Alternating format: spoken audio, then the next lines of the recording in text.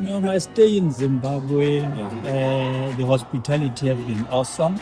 I arrived here on the 14th. The airport was amazing. The hospitality, everything was arranged. The hotel, the rooms, everything clean, food amazing. So honestly, I wouldn't. Did you get a chance to move around a little bit besides the dinner yesterday? We moved around, but only on, I'll say, formal setup. We had visitors from Morocco yesterday, so we were hosting them with 3 monkeys. Okay. So they came.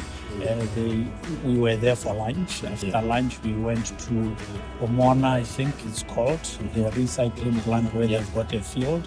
We went there, then we came back, then we had an official dinner at night. So really, I haven't mingled too much. I'll take you around. You were so young, and here you are, leading Southern African football. How is that for you from a personal perspective? To be quite honest with you, this shows that the younger generation is coming up in football in Africa. This shows that the trust is there from the leadership that has been there in COSAFA in Africa. I think there's been a lot of changes in African football, and I think the direction where we are going and setting up the tone is let's give the young generation a chance. Let them be the ones that are doing the change. So this, honestly speaking, if we can't change it for the next generation, then I don't think we'll ever change as African football. But this is our time, so we need to do it for the future athletes, future young boy and girl that has a dream of one day playing football. So this is us. We are restarting and making sure that football is played by everybody, everywhere, and with the right tools and being taught with the right skills. What then becomes the objective number one for you as you are stepping into this role now? One, we've shown as COSAFA the unity, which is what has been lacking. We've been divided for the longer years or forever. This is the first General Assembly where it was acclamation. Nobody challenged anybody because we felt we need to look at the capability of all the leaders, see which positions they can take, then we take it up from there. So most importantly is, for the first time ever, most of the presidents of the associations are also members of the executive committee. It's something that has never been done. We wanted to change the statutes last year, but it didn't. But we did that by nomination and by acclamation, which is a very good point. No more presidents going to be worrying on whatever a member is taking decisions for themselves on the executive level. We know what it is, what it takes to be leaders in all our MAs. So this is the route where Africa is going, and this is what we need to solidify in the rest of Africa. I'm happy COSAFA was also here, President Paulos from Eritrea. We are saying the same language. We are the biggest as COSAFA, 14 countries. Then next is the COSAFA, 11 nations.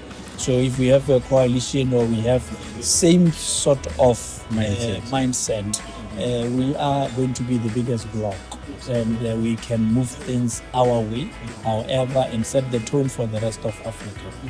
And the business side of football, there's a lot of money in football, lots of it. What is your perspective as far as that is concerned? I mean, it moves billions of dollars, and Africa hasn't really clashed onto it. How do you see COSAFA coming in there? COSAFA, back then, in those yesteryears, it used to be there. It now got reduced to just being a development tournament, if I may say. But we have taken a decision as this leadership to say, let us bring it back even better. It's coming back into the headlines. Because we cannot talk about COSAFA when national teams, one, are not going to be playing around. Two, when there's no value for partners, because now you cannot ask a sponsor to put money on development when we are in competition, and we cannot have a tournament that is supposed to be a competition, but we have devalued it to being a development zone. Yeah. So now, if we've got international players starting to play, in all the tournaments of COSAFA, it means now we are starting to give it value. We are now starting to create what we call the ecosystem, because if also we start now moving around the tournament, Botswana, South Africa, Zimbabwe, Zambia, all these areas, even the businesses out there, they will start now taking good care of COSAFA and start now deriving value out of it. South Africa is going to the World Cup. It's your member. Yes. The only Southern African country Yes. making it this time around. How does that work with you now coming into office as well, and how do you feel about it? Okay, first of all, let me congratulate them. But to be quite honest with you, in my speech, I said it. We might have been given 10 slots. COSAFA, out of 40, being the biggest zoo, only has one slot. Not slots per se, but only one team participating. This has to change. It's the same thing, if I can just take you back, where we qualified 7 teams for AFCON. Out of 24, we only managed to be eliminated on the group stages. So meaning out of 24 teams, 7 were participating, but they never went beyond the group stage. It shows that there is somewhere where we are lacking as COSAFA. Either our leagues are not good, 2, either maybe the development structures are not good.